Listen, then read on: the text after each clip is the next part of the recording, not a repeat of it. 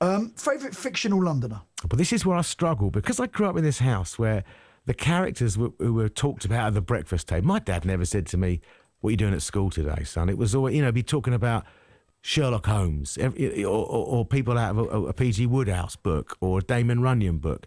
And when your dad is involved with things like the Sherlock Holmes Society, Was he? I was probably in my 20s and heartbroken when I found out Sherlock Holmes wasn't a real do you person. mean? Well, I know.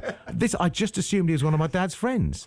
And the people who were real in his life, well, they're more like fictional characters. The Ronnie Scotts and the George Melly and these people. Well, you can have Ronnie as your favourite fictional Londoner. Well, I have thought about it, and do you know what I'm going to go for? It's a bit. I'm actually going to say Jules Holland, and I'll tell you why. I'll tell you why, because the Jules Holland that we see on TV is not the real Jules Holland. Jules Holland is an amazing man, and they should put him in government and let him run the arts and culture, because he's created more work for musicians than I think people realise. I spent 2 years in his band, and he did something.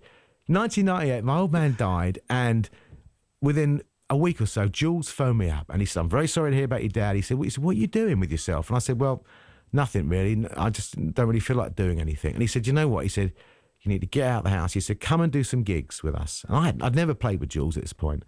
And he got me into his band, and I spent 2 years touring with him, and I saw what he went through taking a 15-piece band around the country. And to me, that is a fictional character. An amazing man, man. Fantastic tribute.